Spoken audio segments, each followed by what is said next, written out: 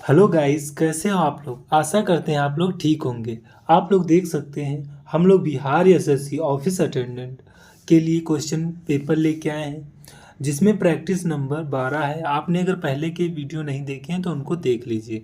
और ये previous year question रहने वाले हैं सब। और आप देख सकते हैं इसमें जनरल नॉलेज, जनरल हिंदी और कुछ मैथ्स के क्वेश्चन करेंगे। आप सभी लोग जानते हो बीएससी ऑफिस अटेंडेंट में जनरल नॉलेज और जनरल हिंदी और मैथ्स के क्वेश्चन पूछे जाते हैं, तो ये क्लास उसके लिए इम्पोर्टेंट है। सारे प्रीवियस ईयर क्वेश्चन आपको इसमें मिलेंगे।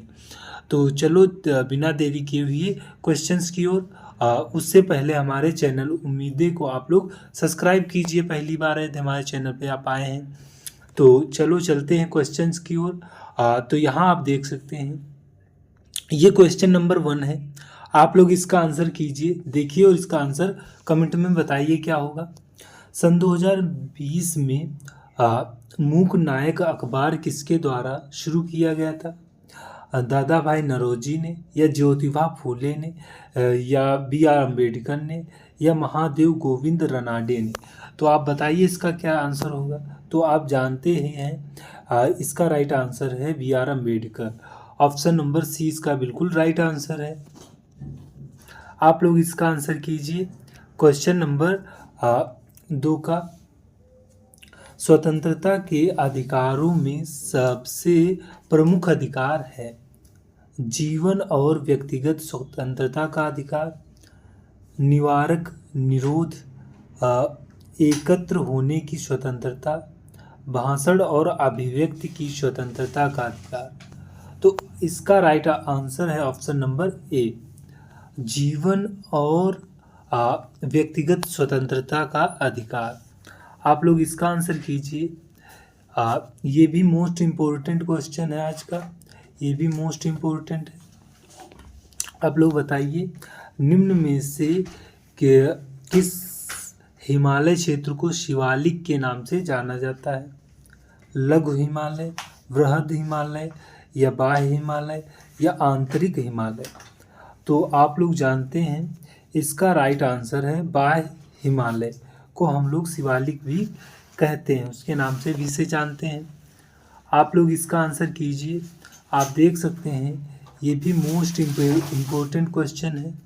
हर एग्ज़ाम में आपको ये देखने को मिलेगा। आप लोग इसका आंसर कीजिए। भारतीय राष्ट्रीय आंदोलन को अगस्त आंदोलन के रूप में जाना जाता है। आप लोग बताइए, असहयोग आंदोलन, स्वदेशी आंदोलन, सविनय अवज्ञा आंदोलन, भारत छोड़ो आंदोलन। तो इसका राइट आंसर है भारत छोड़ो आंदोलन। ऑप्शन नंबर डी इसका बिल्कुल राइट आंसर है। अगस्त आंदोलन को हम भारत छोड़ो आंदोलन के नाम से भी जानते हैं। आप लोग इसका राइट आंसर बताइए क्या होगा। ये भी इम्पोर्टेंट क्वेश्चन है। भारत की स्वर्णिम चतुर्भुज परियोजना है जो जोड़ती है दिल्ली, मुंबई, चेन्नई, कोलकाता, दिल्ली, झांसी, बेंगलुरु, कन्याकुमारी, श्रीनगर, दिल्ली, कानपुर, कोलकाता, पोरबंदर, बेंगलुरु, कोलकाता, कानपुर। तो आप लोग इसका आंसर कीजिए। आप इसका राइट आंसर है option number A, Delhi, Mumbai, Chennai, Kolkata. इसका बिल्कुल राइट आंसर है ऑप्शन नंबर ए। आप लोग इसका आंसर कीजिए। आप देख सकते हैं ये भी मोस्ट इम्पोर्टेंट है। इससे पहले आप लोग अगर आप पहली बार आए हैं तो हमारे चैनल को सब्सक्राइब कीजिए और वीडियो को लाइक कीजिए। कोयना, तुंगभद्रा और भीमा नदियां निम्न में से किस नदी की प्रमुख सहायक नदियां हैं। आप लोग बताइए, ताप्ती, गंगा, गोदावरी, या कृष्णा। तो आप लोग जानते हैं इसका राइट आंसर है ऑप्शन नंबर डी, कृष्णा। ये तुंगभद्रा, भीमा और कोयना ये सभी कृष्णा नदी की सहायक नदी हैं। आप लोग इसका राइट आंसर बताइए।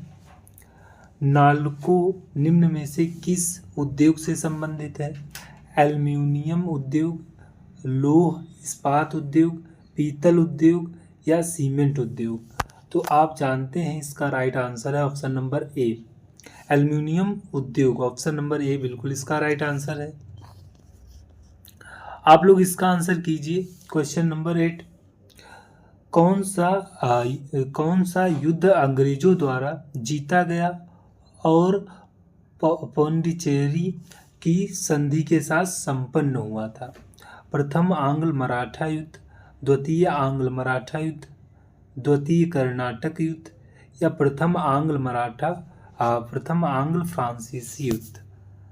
तो आप लोग इसका आंसर कीजिए। इसका राइट आंसर है ऑप्शन नंबर सी, द्वितीय कर्नाटक युद्ध। आप लोग इसका आंसर कीजिए। ये भी मोस्ट इम्पोर्टेंट क्वेश्चन है।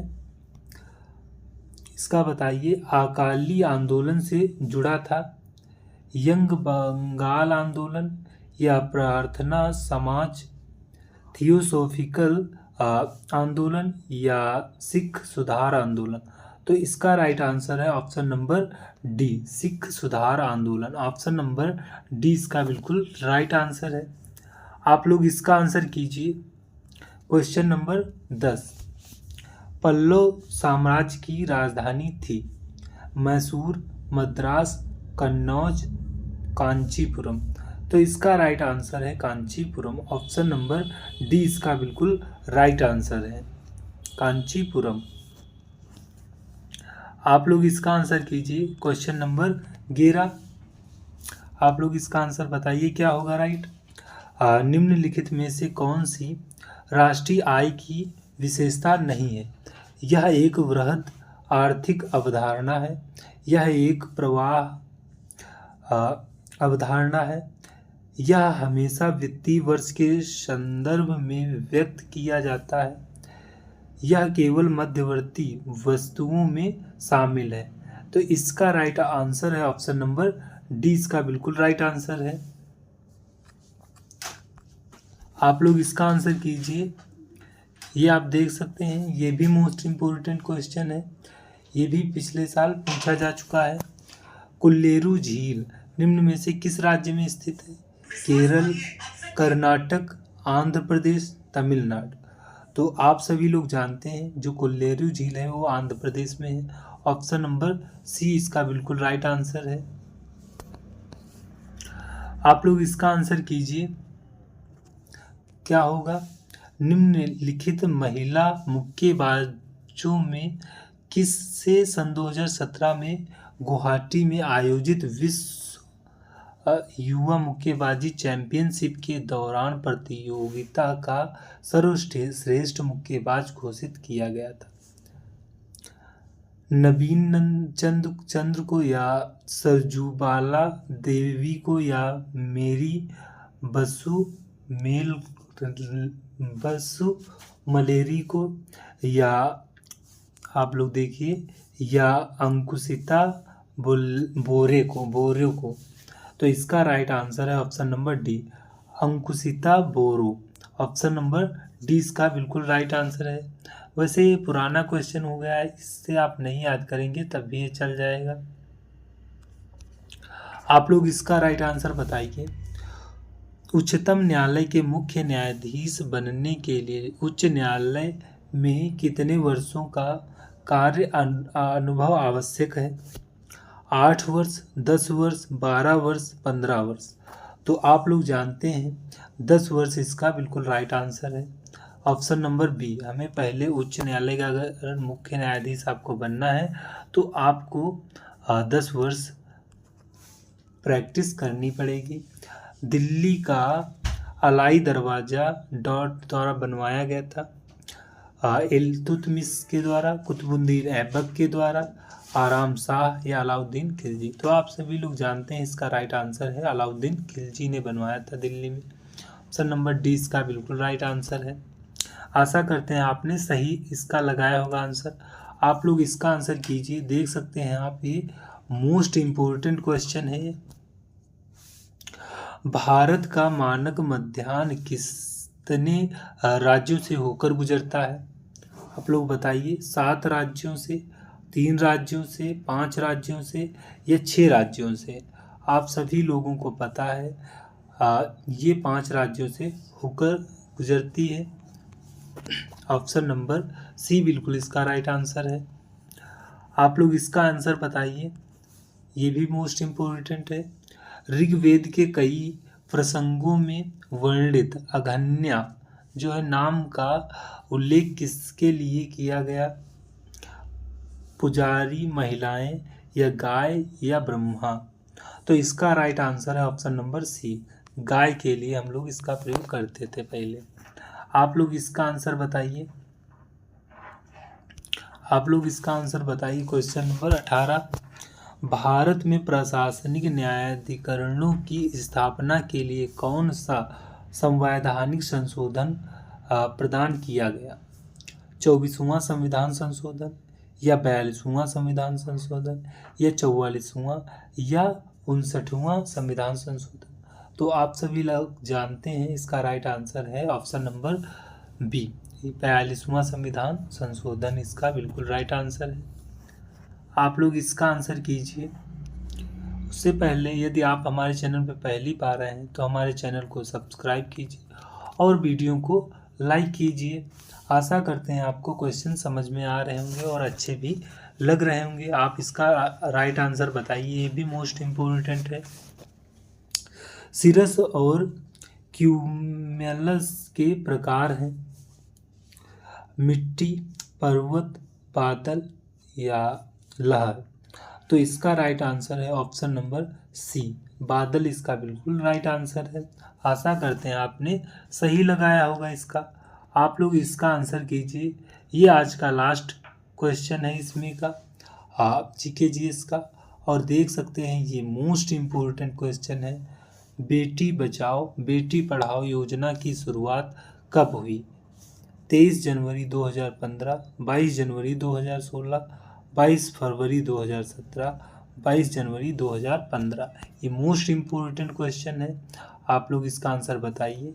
इसका राइट आंसर है ऑप्शन नंबर डी, 22 जनवरी 2015 को यह योजना चालू हुई थी। ऑप्शन नंबर डी इसका बिल्कुल राइट आंसर है। आशा करते हैं आपने सही लगाया होगा।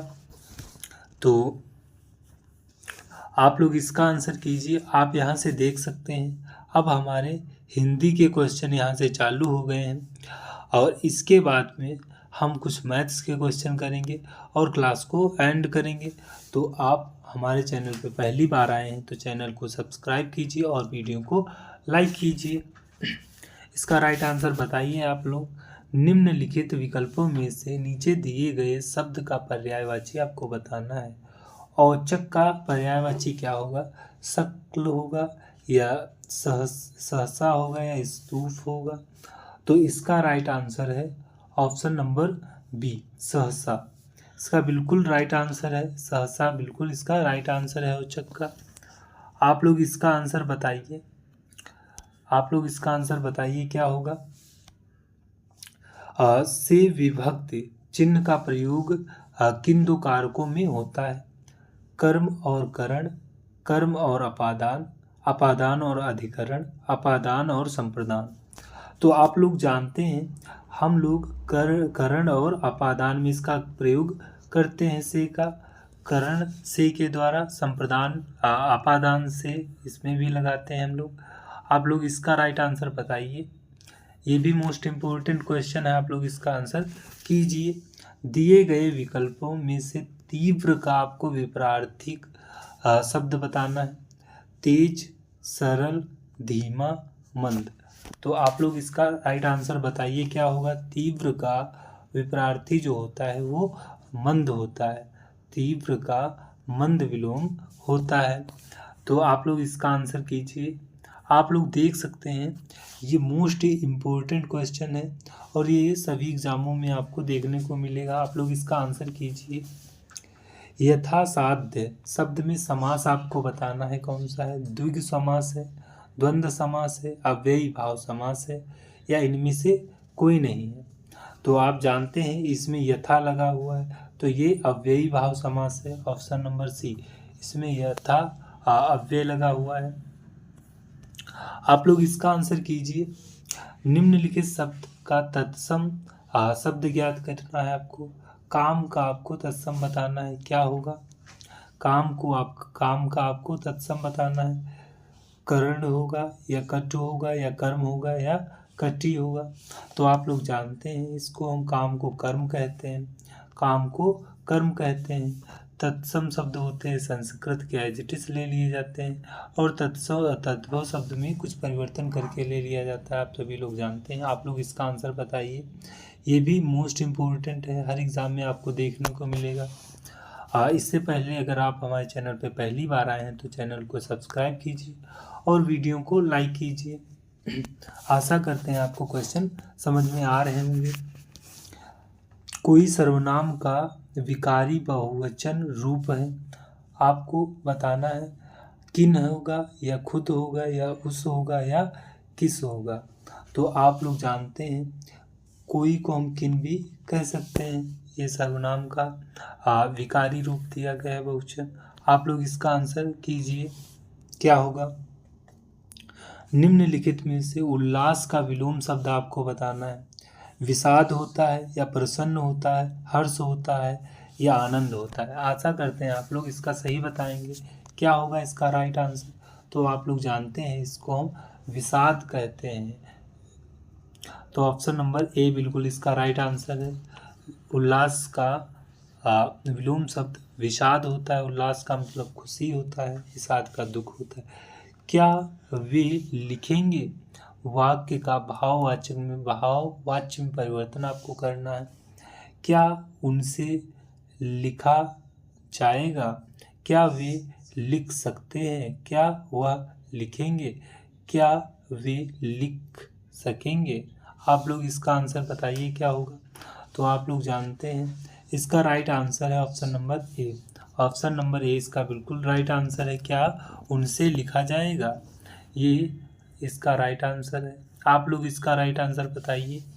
आप लोग देख सकते हैं ये भी मोस्ट इम्पोर्टेंट है, ये सारे एग्ज़ाम में आपको एज इट इज़ मिलेंगे। आप लोग इसका आंसर बताइए। निम्न में से शुद्ध वर्तनी आपको बताना है। आप बताइए इनमें से कौन सा सही लिखा हुआ है। अहल्या लिखा है सही, या पारिश्रमिक, या महत्व, या पार्वतीय, ये आपको बताना है। ये यहाँ पर आप देख लीजिए क्या लिखा है, पार्वती ही है। तो इसका आप लोग बताइए क्या होगा। तो इसका राइट आंसर है अहल्या, ये बिल्कुल सही लिखा हुआ है और सब गलत लिखे हुए हैं, आप लोग देख लीजिए। और इसका राइट आंसर आप लोग बताइए। ये हिंदी का लास्ट क्वेश्चन है, इसके बाद हम मैथ के क्वेश्चन देखेंगे। इससे पहले आप लोग इसका राइट आंसर बताइए क्या होगा। संधि में दो वर्णों के मेल से क्या उत्पन्न होता है। दीर्घाकार, विकार, लघुकार या व्यवस्था। तो आप लोग जानते हैं जब हम संधियों को जोड़ते हैं तो उनसे हमें विकार प्राप्त होता है। तो इसका राइट आंसर है ऑप्शन नंबर बी। आप लोग इसका आंसर कीजिए। आप लोग देख सकते हैं यहाँ से अब मैथ के क्वेश्चन चालू हो गए हैं। आप लोग इसका आंसर कीजिए क्या होगा। ये मोस्ट इम्पोर्टेंट क्वेश्चन है, आपको हर एग्ज़ाम में मिलेगा। आप लोग इसका राइट आंसर देखिए कैसे करेंगे आप लोग। एक दुकानदार ने एक वस्तु पर उसके लिए भुगतान की गई कीमत से 30% अधिक अंकित कर दिया। फिर यदि वह इसे बेचते समय अंकित मूल्य पर 40% की छूट देता है तो उसका आपको लाभ या हानि प्रतिशत आपको बताना है क्या होगा। तो देखिए कैसे करिएगा आप लोग इसे। ये मोस्ट इम्पोर्टेंट है, आपको हर एग्ज़ाम में मिलेगा। देखिए कैसे करिएगा। एक तरफ कर लीजिए आप, देखिए एक तरफ सीपी कर लीजिए जिसे हम क्रय मूल्य कहते हैं, ठीक। एक तरफ कर लीजिए एसपी सेलिंग प्राइस, विक्रय मूल्य जिसे कहते हैं, और एक तरफ कर लीजिए आप लोग एमपी जिसे मार्जिनल प्राइस अर्थात अंकित मूल्य कहते हैं, ठीक। ये आप लोग करिएगा। फिर कह रहा है देखिए यहाँ पे 30% अधिक अंकित कर रहा है। 100 रुपये की चीज़ थी, ठीक। यहाँ देखिए आप लोग मान लीजिए कोई 100 रुपये की चीज़ थी, ठीक। वो 30 अधिक अंकित कर रहा है, तो देखिए अंकित कर रहा है तो यहाँ पे 130 हो जाएगा, ठीक। 100 की चीज़ थी, 130 ऐड हो गई और 130 हो गई। ठीक, ये आप करेंगे। फिर देखिए यहाँ पर फिर कह रहा है कि अंकित मूल्य पर 40% की छूट दी जाती है। तो अंकित मूल्य हमारा 130 है। ठीक, 130 अंकित मूल्य है। तो देखिए यहाँ पे 130 अंकित मूल्य है और गुणे में 40% की जो हम छूट दे रहे हैं, तो इस पे आपको 40% की छूट देनी है। ठीक, 40% की छूट दोगे तो आपकी वैल्यू कितनी बचेगी? 60 बचेगी। ठीक, यानी 100 में से हम 40 को माइनस कर देंगे तो आपकी 60 वैल्यू बचेगी।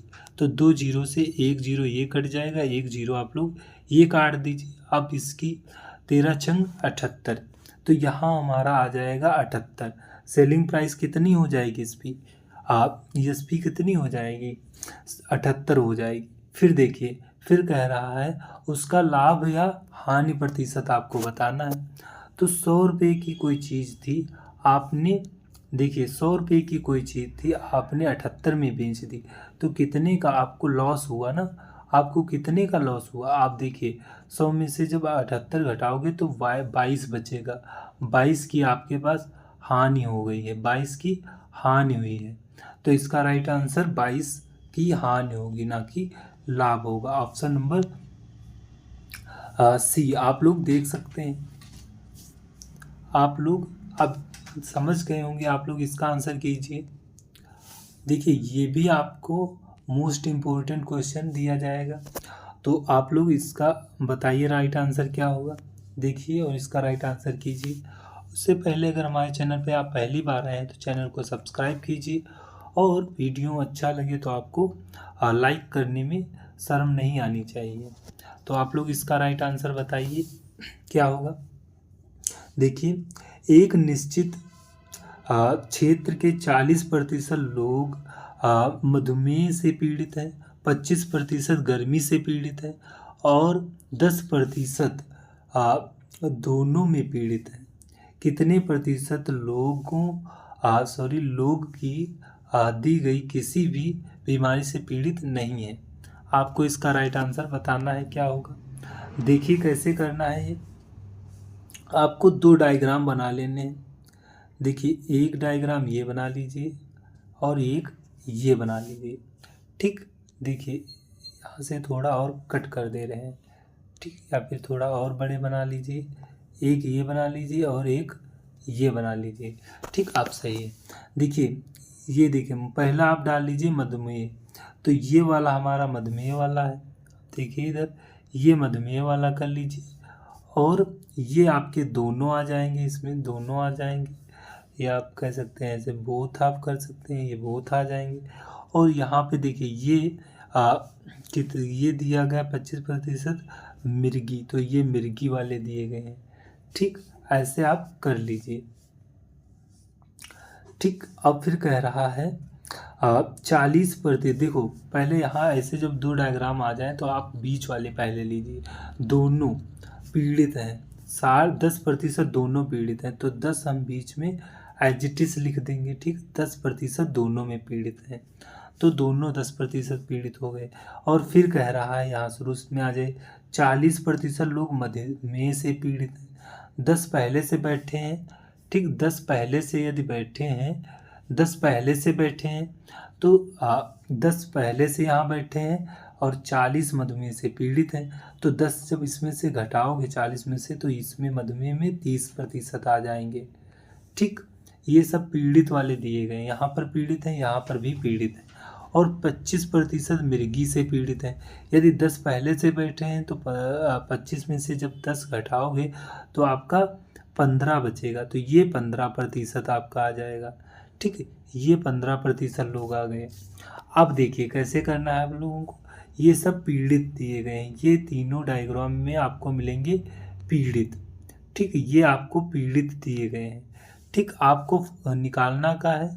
देखिए पीड़ित नहीं है, पीड़ित नहीं है वे कैसे निकालोगे आप। देखिए इन सभी को ऐड करिए, कितना हो जाएगा? 30, 10, 40, 50, 55 हो जाएगा। ठीक, तो ये 55% जो आए हैं, आप लोग देखिए इधर ये 55% लोग जो आए हैं, 55% लोग जो दिए गए हैं आपके पास, ये लोग क्या हैं, ये पीड़ित हैं। तो कितने पीड़ित नहीं हैं? जब 55% पीड़ित हैं तो 100 में से आप इसे लेस कीजिएगा तो 45 आपका राइट आंसर आ जाएगा। तो 45 जो होंगे ये दोनों में, ये सभी में तो ये पीड़ित नहीं होंगे। ठीक, ये पीड़ित नहीं होंगे, तो इसका राइट आंसर 45 दिया गया है। तो इसका राइट आंसर 45 आ जाएगा।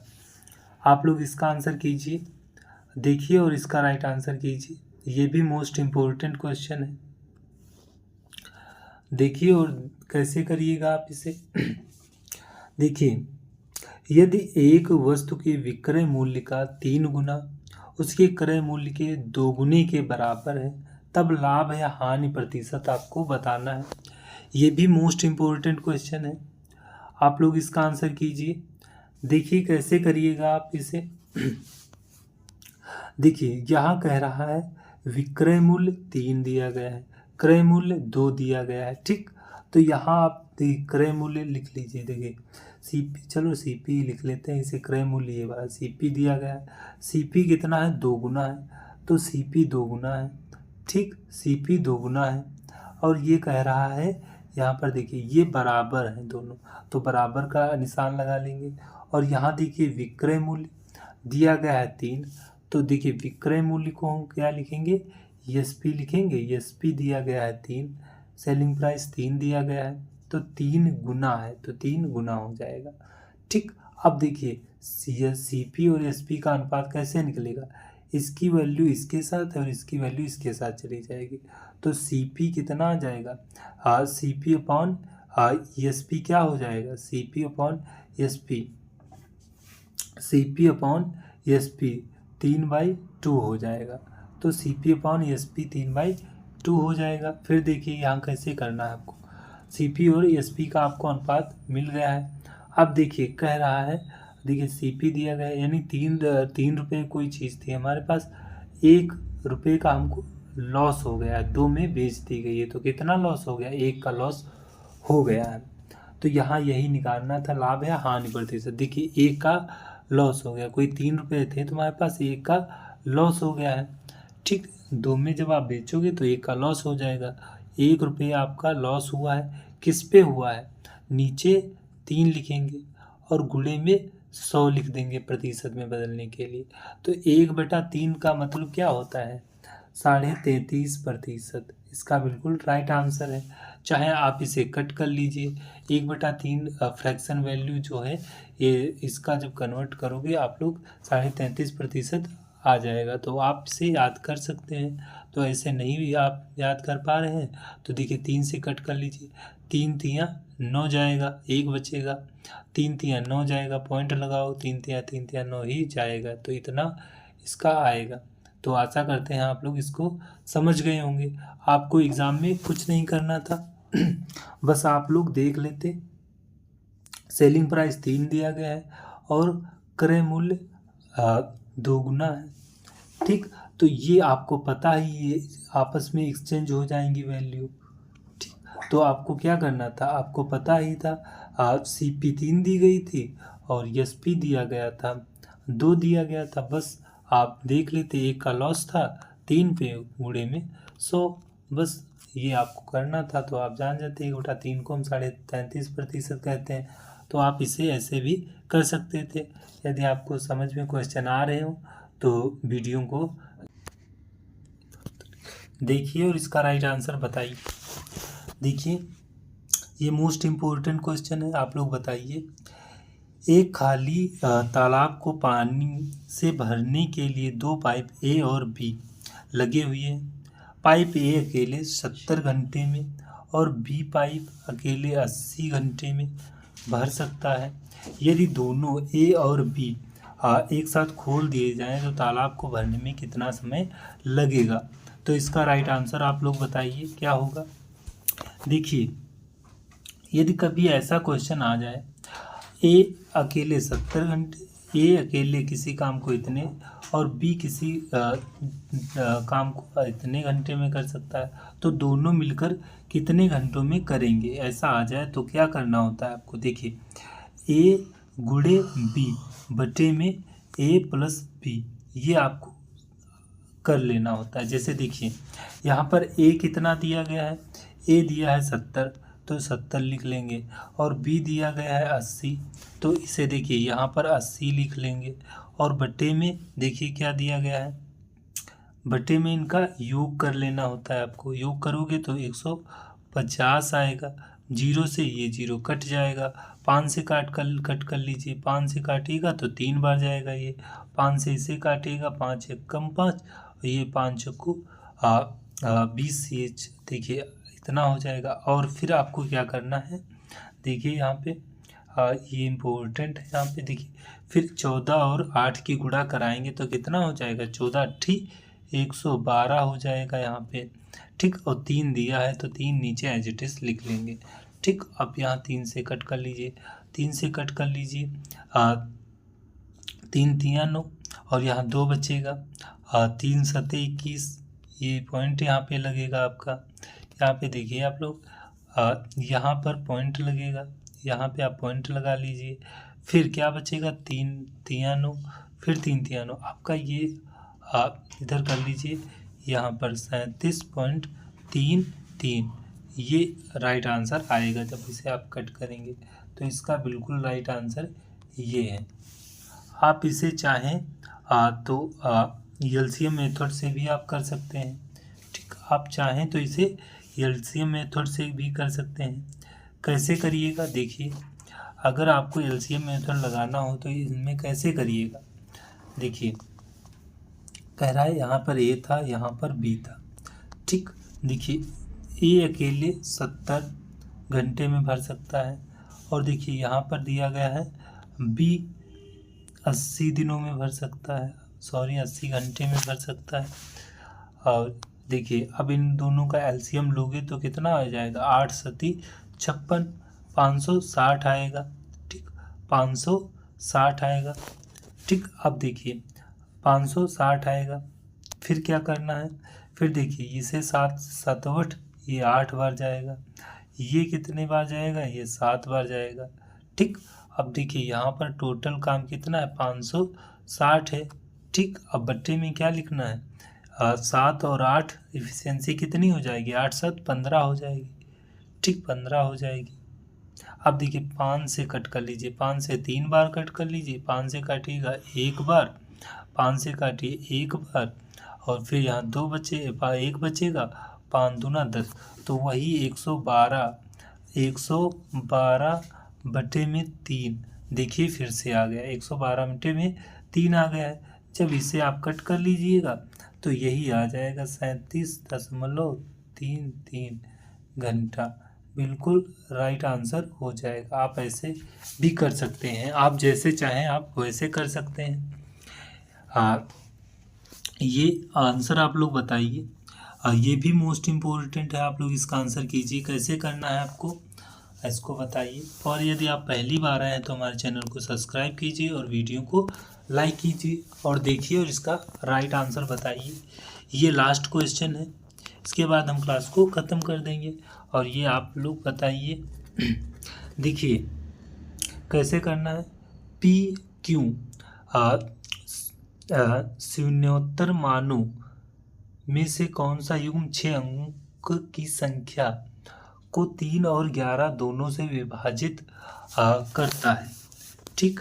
तो देखिए 3 और 11 से विभाजित करने की बात कर रहा है, तो पहले आपको 3 और 11 का विभाजता का नियम पता होना चाहिए। कैसे आप करोगे, देखिए आपसे यदि मैं कहूँ 6 और यहाँ 3 है, और यहाँ पर आप कर लीजिए 9, ठीक। तो अभी मैं कहूँ आपसे ये संख्या 3 से विभाजित है या नहीं, या 3 से विभाजित है या नहीं, यानी 3 से विभाजित है या नहीं, तो आप कहेंगे, आप कट करके चेक करेंगे, इसे आप कट करके चेक करेंगे, 3 तिया 9, 3 एक कम 3 एक कम 3 एक कम, ऐसे आप सॉरी यहाँ पर दो दो कर लीजिए, यहाँ पर ऐसे आप करेंगे, चेक करेंगे, ठीक। लेकिन आप ऐसे ना कीजिए, देखिए कैसे करेंगे।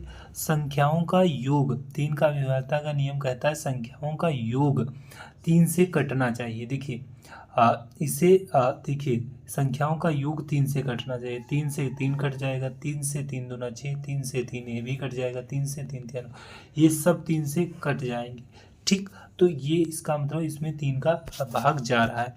अभी मैं रेंडमली अगर कोई कह दूं कि देखो, अगर कह दूं कि 6 2 8 9 7, ये 3 से कट रहा है या नहीं, इसमें 3 का भाग जा रहा है या नहीं, तो आप सिर्फ संख्याओं का योग चेक करोगे। देखो 3 से 3 कट जाएगा, संख्याओं का योग 3 से कटना चाहिए। देखिए 3 से 3 दूना 6 पूरा कट जाएगा, ठीक। फिर देखिए ये 9 है, यहाँ पर ये 9 कट जाएगा।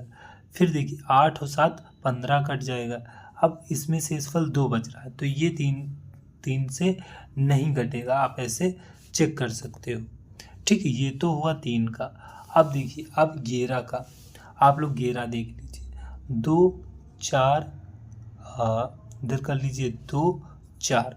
अब मैं ये कहूँ आपसे 11 से ये कट रही है या नहीं, 11 का इसमें भाग जा रहा है या नहीं, तो आप क्या बताएंगे। आप देखिए, आप पहले चेक करेंगे इसका, देखिए इसे आप लोग कर लीजिए। देखिए इसमें आपको बताना है, देखिए 2 4, फिर देखिए 4 और 2, इसमें जा रहा है या 11 का भाग या नहीं। आप क्या करेंगे, आप लोग इसमें चेक करेंगे। देखिए कैसे करेंगे, 11 से कट कर लीजिए, 11 दूना 22 2 बचेगा, इधर 11 दूना 22 2 बचेगा, 11 दूना 22, ये आपका 11 से कट रहा है, ठीक। आप ऐसे चेक करेंगे, लेकिन आप ऐसे नहीं चेक करना है आपको। देखिए इसमें संख्याओं का विषम पद और सम पद दोनों बराबर हो या फिर 11 उनमें अंतर आ रहा हो। देखिए 2 से 2 और 4 6 हो जाएगा, ये 6 हो रहा है, 2 और 4 ये भी 6 हो रहा है, ठीक। ये एक छोड़ के एक आपको काउंट करना है, 2 के बाद ये 4 आ रहा है, 2 के बाद 4 को छोड़ के, ये 2 के बाद ये 4 को छोड़ के आगे वाला 2 से 4 2 6 हो गया, ये 6 आ रहा है। और इसे देखिए 2 और 4 2 और ये 4 जोड़ोगे ये भी 6 हो रहा है, तो इसका मतलब अंतर कितना आ रहा है, इसे 6 और इसे घटाओगे 0 आ रहा है, तो ये कट रहा है, ठीक। 11 से ये कट रहा है, या फिर 11 आए या फिर 0 आए घटाने पर, तो आपका वो 11 से कटेगा। अभी मैं कहूँ कि 2 4 7 3 2, ये कट रहा है 11 से या नहीं, तो आप क्या बताएंगे। आप 11 का आपको भाग नहीं लगाना है, बस आपको ऐसे चेक कर लेना। देखिए 4 2 2 और 4 6 2 8, ये 8 आ रहा है, ठीक। और ये 7 3 10, ठीक, 7 3 10, ये 10 आ रहा है, तो हम कहेंगे इसमें शेषफल 2 आएगा। ये 11 से नहीं कट रहा है, घटाने पर या फिर 11 आए या 0 आए तो वो 11 से कटेगा, तो इसका मतलब ये 11 से नहीं कट रहा है। तो अब देखिए कैसे करना है आपको, इस क्वेश्चन को आप लोग बताइए। देखिए इसमें आपको भाग लगाना है, आपको P और Q का मान बताना है। देखिए यहाँ दिया है 6 और 7 और 4, और P दिया गया है और ये Q दिया गया है, P और Q दिया गया है, और यहाँ देखिए यहाँ 0 दिया गया है, ठीक। इसमें आपको भाग लगाना है, किसका लगाना है, 3 और 11 का, ठीक। 3 और 11 का आपको भाग लगाना है बारी बारी से। कौन सा इसमें सही, यानी P और Q, सॉरी कट गया, P और Q की वजह पे कौन सा मान रखें कि ये 11 से और 3 से दोनों से कट जाना चाहिए, विभाजित होना चाहिए, ठीक। देखिए क्या था, फिर से लिख लेंगे, 6 7 और 4, और इधर देखिए P है और इधर कितना है, Q है, ये Q बना लेंगे, ये Q बना लेंगे, और ये 0 है, ठीक। ये देखिए आप लोग भाग देना है 3 और 11 का, आप लोग देख सकते हैं 3 और 11 का हम लोग इसमें भाग देंगे। तो कैसे देंगे, देखो आप लोग ऑप्शन से भी चेक कर सकते हो, जैसे आप चाहो वैसे कर सकते हो। तो हम ऑप्शन से करेंगे, ये थोड़ा आपके लिए आसान होगा। जैसे देखिए ऑप्शन की वजह पर पी और क्यू का मान दिया है, तो दो दिया गया है। दोनों पी और क्यू की वजह पे हम दो दो मान रखेंगे। यहाँ पर देखिए, यहाँ पर हम दो दो दिया गया पी और क्यू का, पहले ऑप्शन से हम करेंगे। देखिए यहाँ पर दो और यहाँ पर भी दो रख के चेक करेंगे। ठीक, अब देखिए, अब 3 का विभाज्यता का नियम क्या कहता है वो देखिए, संख्याओं का योग 3 से कटना चाहिए। देखिए अब रखे हैं तो 3 से कटेगा। देखिए 6 से ये कट जाएगा, 7 4 11, 2 13 और 2 14, ये कट रहा है। देखिए 6 से कट गया था, 7 4 11 और 2 13, 2 15। ठीक, ये कट रहा है, 15 में लगता है भाग। ठीक, ये कट रहा है। तो आप क्या करेंगे, चेक कर लीजिए। अब 11 3 से तो कट रहा है, अब 11 से भी चेक कर लीजिए कट रहा है या नहीं कट रहा है।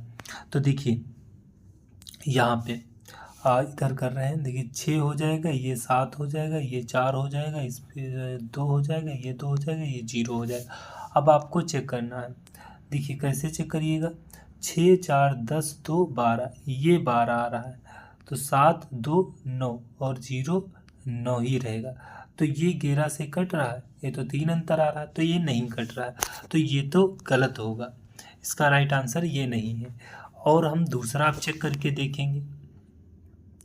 ठीक, देखेंगे अब दूसरा, ये कट गया, सॉरी, देखिए फिर से लिख रहे हैं, आप दूसरा चेक करके देखेंगे। आशा करते हैं आपको समझ में आ रहा होगा। तो हम अब दूसरा चेक करेंगे।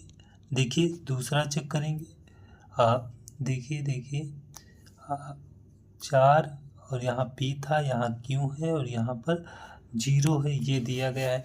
तो अब देखिए इसमें देखिए सबसे नीचे वाला आप लोग चेक कर लीजिए। ठीक, देखिए जैसे 6 था और यहाँ 7 है, यहाँ 4 है और यहाँ पी की वजह पे आप लोग रख दीजिए 5। ठीक, और यहाँ पर 2 दिया है तो 2 रख लीजिए, क्योंकि वजह पर यहाँ 0 है तो 0 लिख लीजिए। अब देखिए कैसे करना है आप लोग। अब देखिए 6 4 10 और 2 12, तो ये 12 आ रहा है, घटाने 12 आ रहा है, जोड़ने पर देखिए इसे 7 5 12 और 0 12, ये 12 ही रहेगा। तो आप लोग देखिए इसमें 11 का भाग जा रहा है, जब 12 से 12 घटाएंगे तो 0 आएगा। इसका मतलब 11 का तो भाग इसमें जा रहा है। तो अब हम लोग किसका भाग इसमें, अब हम क्या चेक करेंगे, अब हम लोग चेक करेंगे यहाँ पर 3 का आप चेक करेंगे। देखिए 3 का विभाज्यता का नियम, 3 से योग कटना चाहिए। देखिए 3 से ये कट जाएगा, 7 और 4 11 और 11 और 5 16, 2 18, तो 18 आ रहा है। 18 में तो 3 का भाग लग रहा है, तो इसका मतलब ये भी सही है। तो इसका मतलब यही इसका बिल्कुल राइट आंसर है। ऑप्शन नंबर डी इसका बिल्कुल राइट आंसर है। आशा करते हैं आप लोग समझ गए होंगे। तो देखिए आप लोग आशा करते हैं समझ गए होंगे। तो अगर हमारे चैनल पे आप पहली बार आए थे तो सब्सक्राइब कीजिए चैनल को और वीडियो को लाइक कीजिए यदि आपको बढ़िया लगा हो वीडियो। तो मिलते हैं अगले वीडियो में, बाय।